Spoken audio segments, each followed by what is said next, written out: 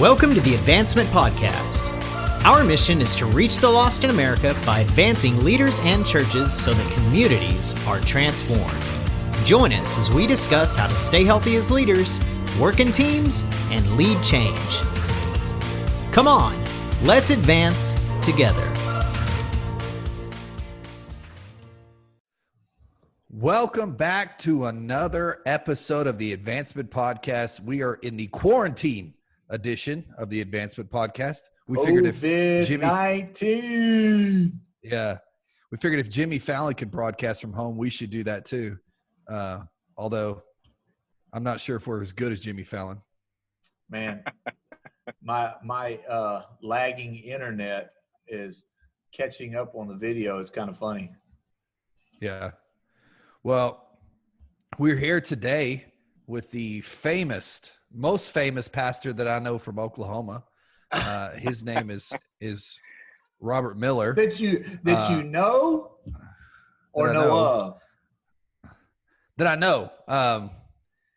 We obviously know there's more famous pastors in Oklahoma, but I don't know them. I know Robert Miller. All right. So Robert, what do you do? What is your day job? Obviously you don't live to podcast like we do. And you're not a pastor anymore. Right. Yeah. Well, what a privilege, guys. Thanks to be on. I'm a listener and a fan of the Advancement Podcast. So come on. Oh, stop it. I won't bring out too many Boomer Sooners today because I know hook 'em horns. Giggle Maggies. I work for the North Texas District of the Assemblies of God. I currently am the director of our church loan fund. For those of you who are a part of the district, you know a little bit of what that means. But if you're not, I'll just give a little elevator spiel of what that is. It is a private loan fund. People invest money with us in the state of Texas, and then we use that money to loan for our churches in the state of Texas for real estate.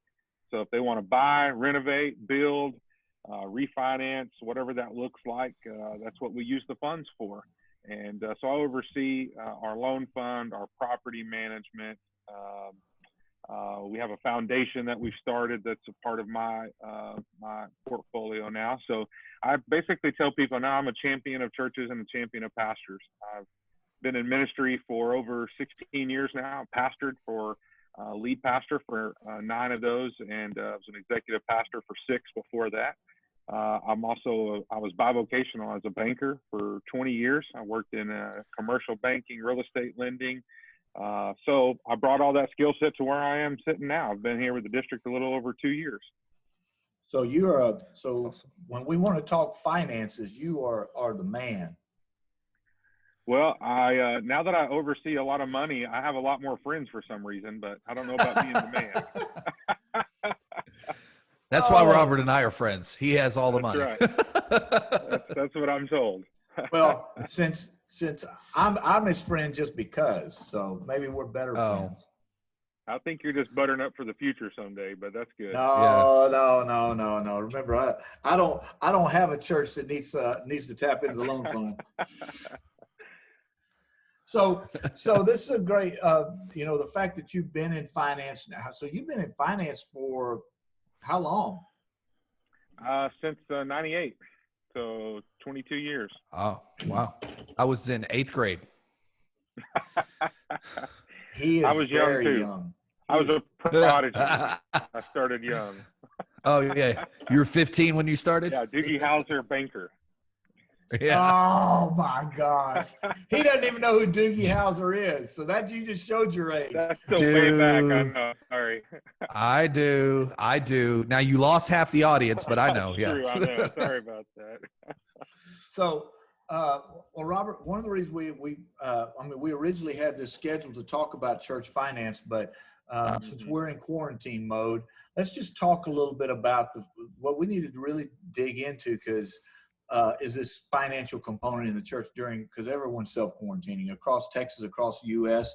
We haven't seen churches pull back and not be engaged locally in like this since 1918 during the Spanish flu.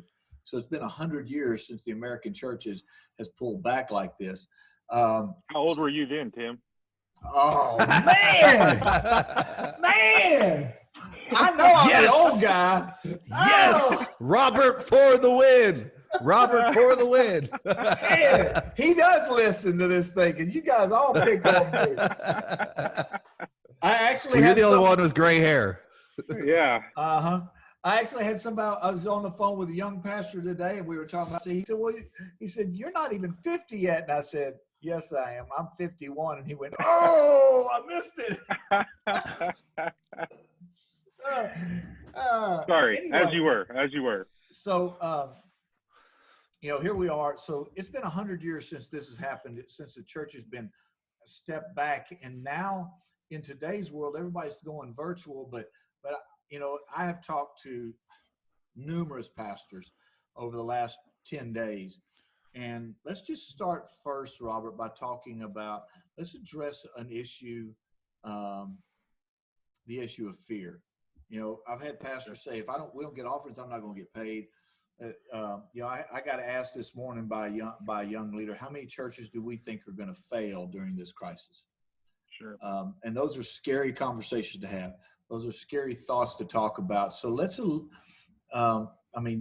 your experience, you understand both the ministry side of finances, but there's also this the job market, the stock market, all those things are well in your purview. So help us, let's release some faith into our leaders that are listening right now. Let's just start by pushing back on fear and alleviating that for a little bit. Absolutely. I think what you set this up with is perfect. These are unprecedented times. I mean, nobody has led through this before. Nobody can say they've got it figured out of what we're doing and what this is supposed to look like. And so what I believe is God uses everything in our seasons of life and in our path to prepare us for these moments. And it's moments like these that where leadership comes out of us. Those things we've learned, those things we've experienced, they come out of us. And we losing it here. There we go. And so we're seeing some incredible leadership out of people right now. I mean, I tuned in yesterday. I watched my home church that I'm a part of, but then I watched probably 36 churches of every size. Yeah. First time broadcasters, live streamers from iPhones up to churches who do it every week, multiple services a weekend. And I was so proud of how the church has responded during this time. Ministers of all ages, churches of all sizes. I'm so proud of the ingenuity and the creativity that I'm seeing from our churches, from holding drive-in services to the way they're gathering people around and engaging people around social media and their apps and their websites. I just want to say I'm proud of you, pastors. This is something you've never had to lead through before, and yet you're doing an incredible job. And I just want to say one thing too that can be dangerous during this time is the comparison trap. It's so easy for our pastors to get on and say, well, man, I only have this one camera angle and I don't have the best lighting, and they compare it to the church, in the big city that's doing this and that. And you have to remember, most of your church people, they're not liking and following those other churches like you are. You do it to learn from them, see what's happening, but your church people aren't. They're knowing your church. They're only seeing what you're doing. So they're not comparing it like you're comparing it. So what I tell people is, just like when I pastored, I don't want to present ourselves to be differently than we are in person, on this media exposure. Because when people do show back up to church, they're going to go, oh, that's not who I thought you were. So just be who you are, be yourselves, present your church and your family and the way you do ministry. And that's what people engage with. I don't think people are judging us right now by the quality of our technology.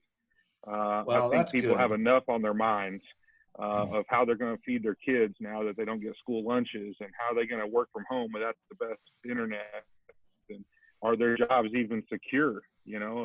I think people have enough problem in their mind. They just need the good news of the gospel. They need encouragement from us, and they need to see us not being fearful, right? I mean, the Bible says faith without works is dead. This is time for our faith to go to work, right? This is the time where, do we believe God's word, or do we believe what the CDC says and the president says and the counties that we live in say, or do we believe God's word? Now, I'm not saying we can't use wisdom and do the things we're supposed to do. I want you to understand that. Sure. But as far as how we portray ourselves during this time, it's so important. People are watching us and they're judging us. They're judging how we say things, what we say. It's so important that we bring forth a unified message that the God we serve is bigger than us. And regardless of not meeting in person or not, we have a hope and a future that's been promised to us, and God is for us. So I just want to encourage all the pastors with that, because I know you had a stressful week. I can't imagine. Can you tell he's been out of the pulpit for a while and been just playing banker? He got his preach on right there. Blow it up. Sorry about that. Woo! Come on, You need to somebody. pull I up need some amens. Come on. You need to pull up your pulpit so we can, so you can get to preach about it. Yeah, let's do it. I am. I'm so proud of our churches, though. I really am. And what a great time to be a leader. What a great time to be a leader. Look at the opportunities we have. Who would have ever thought Facebook would be the platform, that it got to be used as yesterday, flooded with the gospel. I mean, just overwhelmed. It's incredible. So well, I've heard reports too of higher salvation calls than other. That was true for us, and I've heard other guys that are the same way. So I Even think some of our rural people guys are hungry. Yeah, absolutely. So Robert, let's talk for a minute. Let's kind of. All right, I'm going to ask the hard question. Sure. Because there are guys out there asking the question that was asked of me: how many churches do we expect will not make it through this if this goes 8-10 weeks? In your job and in the area that you work, is that a conversation you guys have discussed, and have you guys put it, or what are you guys doing where you're at? This is your moment to make a plug if you got one, that to help churches survive in these uncertain times.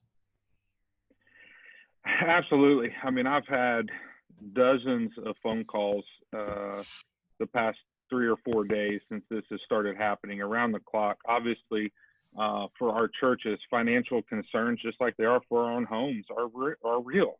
I mean, I always say there's a place where reality and faith collide. And there is still a reality of the situation that we're going through. And, people are not getting paid and they're not tithing. And, we're even seeing churches that have great online giving platforms. People just aren't giving yet. I think it's the fear of society that we were just talking about is kind of gripping people. And, they're just holding on to see what's going to happen. But we're having that conversation. We're just the second Sunday into this to really see what it's going to look like. I think a lot of guys are just waiting, to see how many people will still drop a check to church or give, set up online recurring giving. And I think we're just getting into the reality of this. And so we're not having a ton of the, hey, what if we're going to close, yet. I just think of how are we going to survive this 8 weeks or 4 weeks or whatever that time frame is. We're trying to be as proactive as possible. We have close to 100 million in outstanding loans for churches throughout the state of Texas that aren't meeting right now. And so we're getting a lot of questions. Can I skip payments? Can I defer payments? What help do you have? And right now, we're not able to just allow churches to skip a payment because we still have investors' interest we have to pay. Right now, we have investors withdrawing money that we have to provide their funds to. So you can imagine we couldn't allow $100 million just to skip a payment, for a whole month of what that would do. But we are offering churches to go interest only for up to 6 months to get through this. And for a lot of churches, that can save hundreds and hundreds, or if not more than $1,000 a month on their payment. And then we're offering some short-term working capital loans. I know it's more debt. It's not the end-all be-all, but a church will loan you 50% of your monthly income for up to 3 months. So whatever that number is, your monthly income to the church, let's say it's $10,000. For 3 months, that'd be 30. We'll loan you 15,000 of that. We're basically trying to supplement half your monthly income for the people who haven't figured out online giving or, dropped a check by. We'll supplement that. You don't have to make a payment for 60 days. And then we'll allow you to make interest-only payments on that for 6 months to kind of ease back into this. And so we're just trying to do our part to make some funds available. I know the last thing we want is for you to have to lay off staff and let people go during this time, because I think our greatest opportunity is when we come out of this. We're going to need all hands on deck, all systems firing. I mean, we're going to have to be ready to go, because first of all, people are going to be hungry for fellowship again, right? I mean, they're going to want to get around people again. They're going to want good news again. They're going to need help with this. And so I think we got to be primed and ready for coming out of this. So we're just trying to help supplement to get through it. So one of the questions that comes to my mind, first of all, it's amazing to me, even as I was working with guys this week, how many did not have an online giving platform available. But it looks like I am pleased to say that one of the benefits that's come out of this is now every church has figured that we've got to go to an online giving platform. Yeah. Right. Yeah. And so that's good.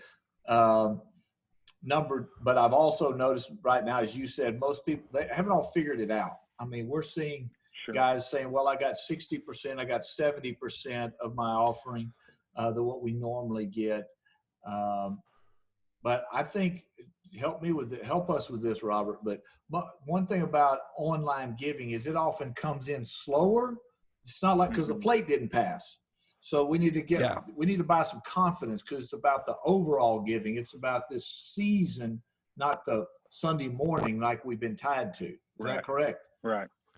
Yeah, that's absolutely correct. Because what you see with online giving capabilities is people give when they get paid normally with online giving. And right. With writing a check, they may still write the check on Monday when they get paid, but not put it in the offering until Sunday, when they gather together again. And of course, we're seeing the statistics of people coming 2 and 3 times a month. They may hold on to that money for a week or two before they give, whereas online giving is more real time. It's more accurate as far as the timing of people getting their income. So I think we're going to have a little lag, where the needle starts to turn back because people get set up and going on this. And also it's just a part of the right now. I think some people are just lagging on paying anything. They're just kind of reserved. They're just kind of clinched up, and they're just kind of waiting to ride it out before they give to anything. They're not paying their mortgage. They're not paying the church. They're not doing anything. So the church is just one in that component that we're seeing. But online giving, of course, this isn't one of those times to say I told you so. But we've been preaching this for a long time. Yeah, for sure. If you don't have online, you're missing out. Welcome to the 21st century. Exactly.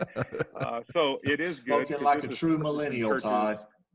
Exactly. This is forcing churches out of that comfort zone, though, to trust technology, to trust systems and processes to work for them, to be a blessing to them. And so for some churches where this is new or not promoted, it'll take a little bit of a time. There'll be a little bit of a lag.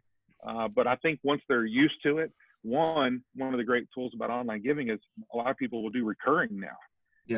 They'll just set it up. If they're paid the same on salary, they'll set it up to automatically pay every 2 weeks or every other Friday or every month, whatever that looks like. Todd, how did y'all start seeing some more? Todd, how did y'all's come out yesterday, or do you mind sharing, being honest with us? Well, for those who don't know, we're recording Monday after the first COVID Sunday. So for us, it hasn't been too bad. Now it's, we're not lighting the world on fire yet, but it hasn't been good. I mean, it has been good, but it hasn't been bad. That makes sense. We're probably down maybe to 70, 80%, which, we can make adjustments and function on that.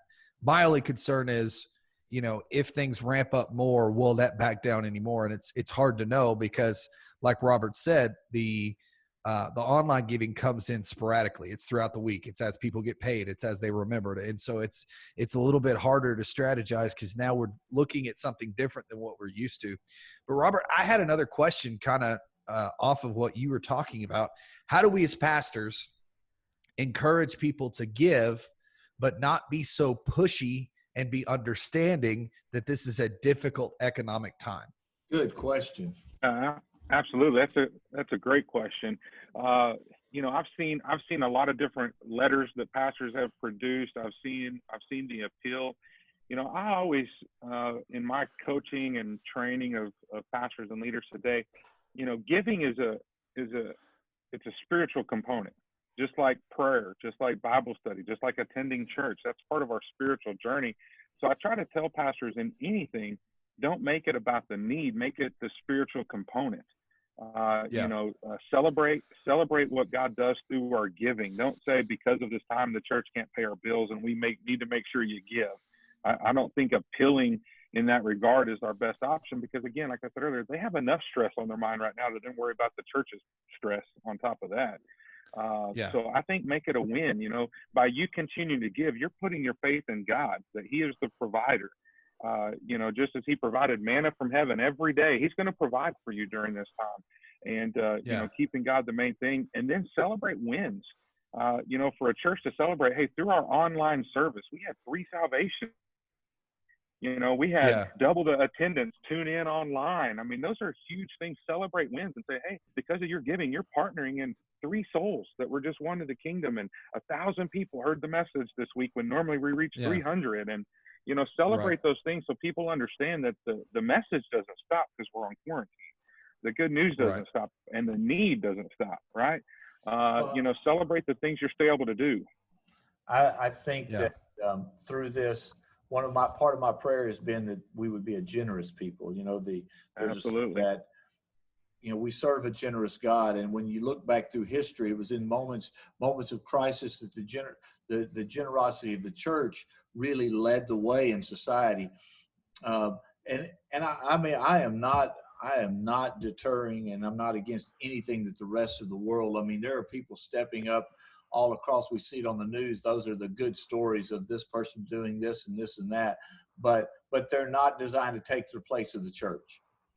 That's right. And so this is not just, so we have to be generous as believers, and real generosity is an act of faith. Yeah. I mean, that's the truth. It's an act of faith. And I think this is a great season to teach this spiritual truth. Absolutely. Mm-hmm. Yeah. That's so good. That's part of that spiritual journey. And the also thing I say is, think about what the church people are stressing about right now, right? I have 4 kids at home that I'm used to them being at school. Yeah, I've got 4 kids. And so 4 kids, woo! Yeah, but his are all school age. You got 2 that are preschoolers, actually. So I'll trade. Yeah. but you think about what people are thinking about on ground level, right? Is my kids eat me out of house and home. I've got to figure budget. How do I feed these kids all day? How do I had to upgrade my internet. Think about where people are and the things they're stressing about, and put out content and leadership stuff from the church level to help with the budget and help. How do you work from home? How do you still have a schedule and a routine when you're all together and you can't leave? I mean, meet people where they are. So and I you're think you saying, can still do that spiritually. So whether or not this is Sunday, as we're talking about doing online discipleship and things, to go back and revisit financial health and budgeting and just those spiritual, those practical truths of how we manage our families, this is a great season to pick that up. Absolutely. Good. Absolutely. Yeah. Good. Well, our time's about up and this episode. We're going to hold you over, Robert, because I'd like us to go through practical things on how we can work in our churches.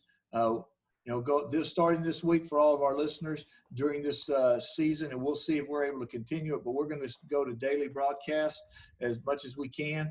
So Robert will be on. This airs on the 24th. He'll be on tomorrow, also the 25th. So look forward to seeing you guys back then. Todd, what's your takeaway from this conversation? Well, technically today is my wife's birthday. So happy birthday. So first of all, I want to say happy birthday to my beautiful bride, who I love very much. Yeah. You got to celebrate her dinner to go style. Yeah.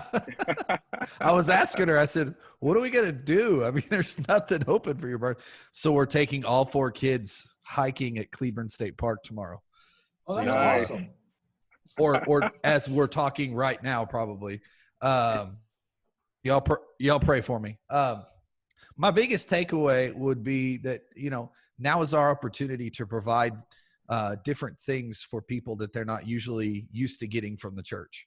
I don't want to say that we have more time, because I've found that all this mess has added more to my schedule. But we can utilize our team to do this. And it doesn't just have to be us. We do have other people in our church that now have a little bit more time on their hands because they're not having to go to work or things like that. We could utilize them, but we have to be loving and flexible during this time. And that's kind of my biggest takeaway. That's good. All right. Hey, Robert, thanks for being with us, and we'll see you in a little bit. Everybody else, we'll see you next time on the Advancement Podcast. COVID-19 quarantine episodes. If you would like to keep this content coming, all Tim and Todd ask is $1 per show. See how to give, maybe even sponsor an episode or series on the website advancement.cc. Until next week, continue to advance the mission of Jesus.